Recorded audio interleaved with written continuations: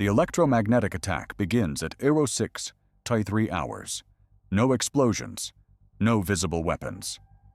This is combat power, where warfare in the invisible spectrum defeats billion-dollar platforms and electronic dominance determines survival. The Scorpius electronic warfare system activates. Truck-mounted platform, active electronically scanned array antenna, simultaneous multi-beam capability. The system can detect and jam 32 targets across ground and sky. Range, 120 miles. Jamming power, 20 times legacy systems.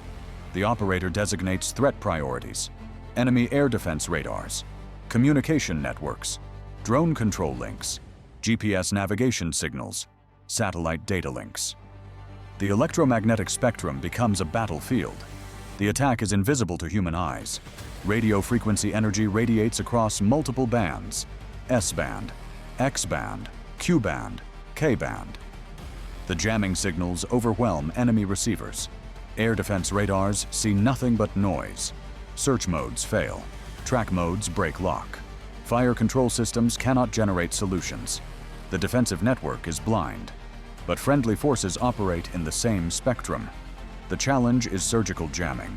Deny the enemy. Preserve friendly capability.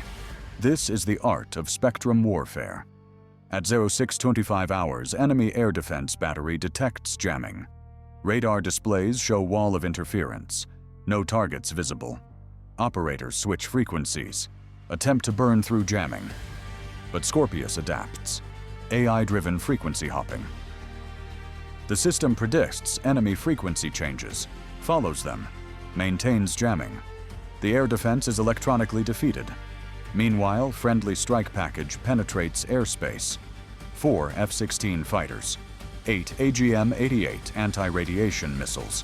They fly toward enemy integrated air defense network. Electronic warfare aircraft provide support. EA-18G Growler, advanced jamming pods. The combination is devastating. Scorpius blinds search radars.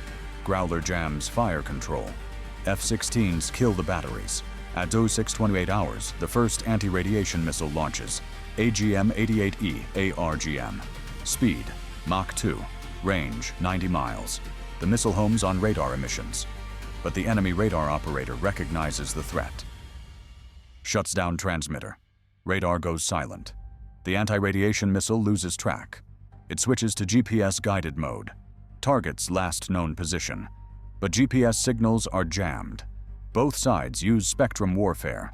The missile's navigation fails. It impacts 300 meters from target. Miss. This is the complication. Electronic warfare affects everyone. At 06:31 hours, the enemy activates backup communication system, hardened landlines, fiber optic networks, not susceptible to radio jamming. Command and control partially restores.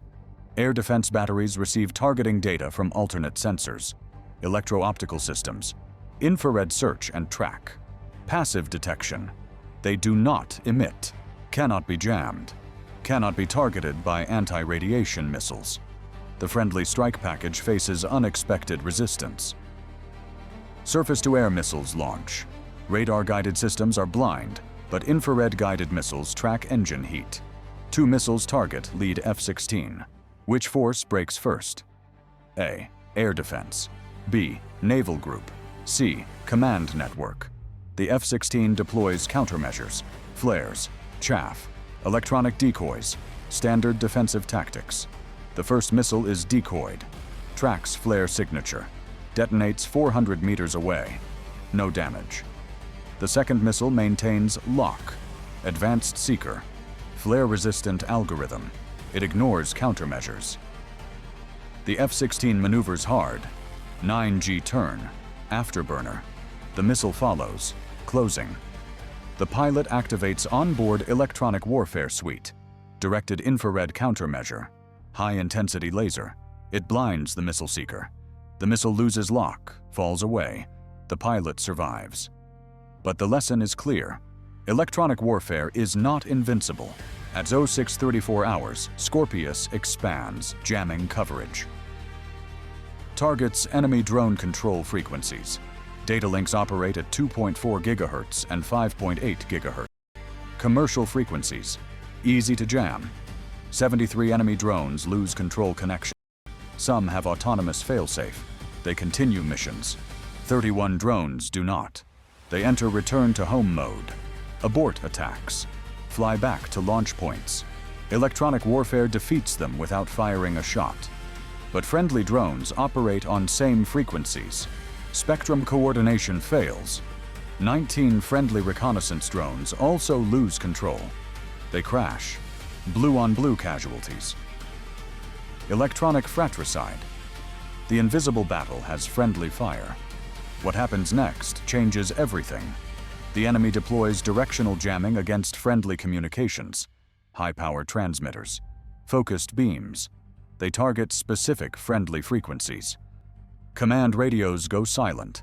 SATCOM links fail. Tactical data links drop. The friendly force loses network connectivity. Individual units fight independently.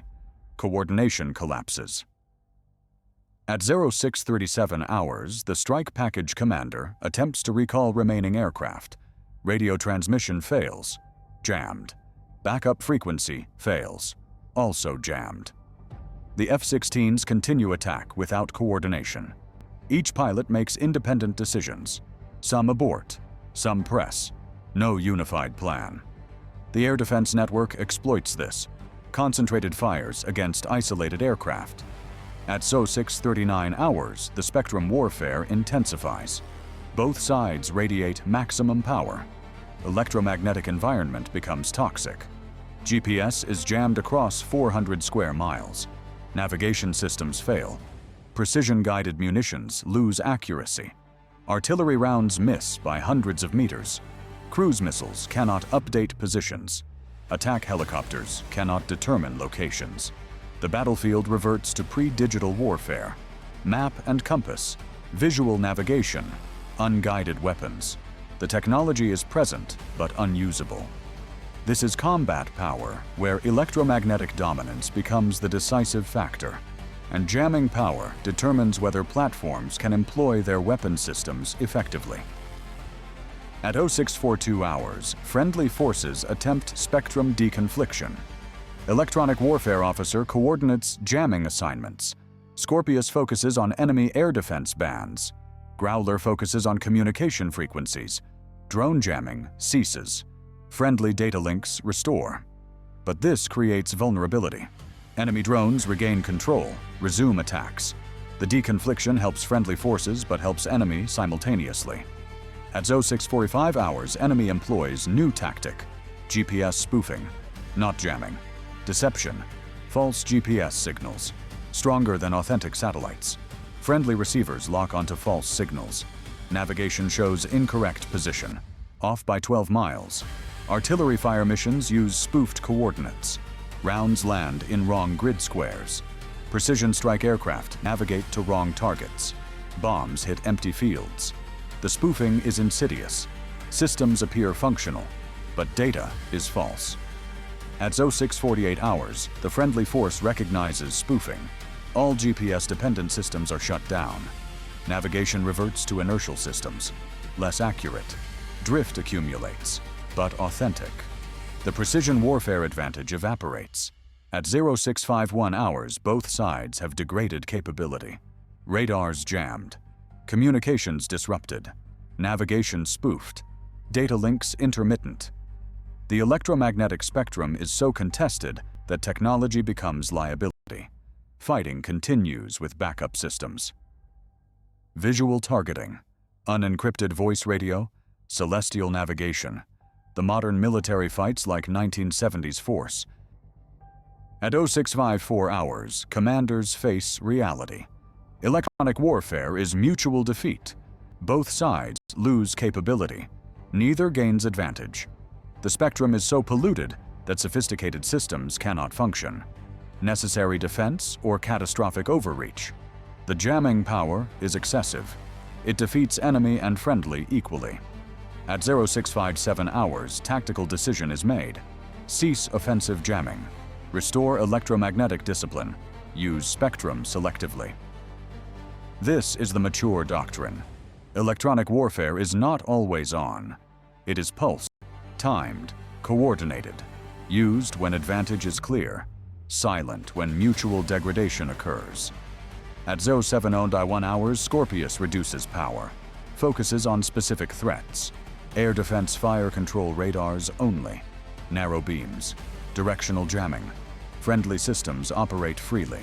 Enemy air defense remains blind. This is surgical electronic warfare. Precision in invisible spectrum. The strike package re-engages. Coordination restores. Targets are attacked. 8 anti-radiation missiles find active radars. 6 hits. 6 air defense batteries destroyed. The electronic preparation succeeds when properly employed. At 07:14 hours, the enemy air defense network is degraded. 70% of radars offline. Communication partially disrupted. Drone control intermittent.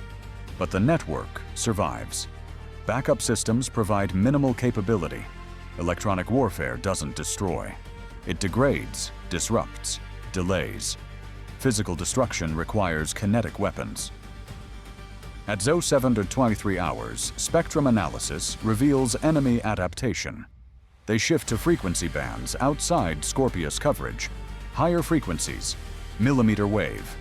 The jamming system cannot follow. Technology has limits. The enemy exploits gaps. At 07:29 hours, friendly electronic warfare officer requests additional assets. More Scorpius systems, different frequency coverage, broader spectrum dominance. But assets are limited. Electronic warfare platforms are scarce. High-demand, low-density assets. The request is denied. How many targets can Scorpius jam simultaneously? A. 8. B. 32. C. 100. The answer is B. Scorpius' advanced electronic warfare system can simultaneously detect and jam 32 targets across ground and sky using multi-beam AESA technology at ranges exceeding 120 miles with jamming power 20 times greater than legacy systems. At 07:41 hours, the engagement concludes.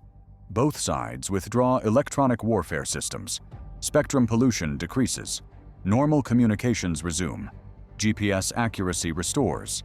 Data links reconnect. The invisible battle ends. Assessment begins. Enemy air defense degraded but functional. Friendly strike package successful, but took losses. Electronic warfare proved decisive in enabling kinetic attack, but also proved double-edged. Excessive jamming harms both sides. If combat power decides wars, type combat power. The strategic lesson is complex. Electromagnetic spectrum is battlefield. Dominance provides advantage. But pollution provides mutual defeat. Surgical employment beats overwhelming power. Coordination beats raw strength. At 08:23 hours, intelligence reports enemy developing new countermeasures.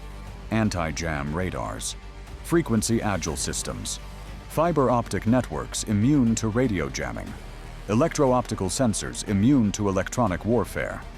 The spectrum arms race continues. Each advance creates counter-advance. At 08:56 hours, friendly forces plan next operation. Electronic warfare will be used, but carefully, selectively, coordinated with kinetic strikes, timed for maximum effect. The doctrine has matured. Spectrum warfare is not standalone capability. It is enabler, multiplier, supporting element. The invisible battle must serve visible objectives. What would you order next?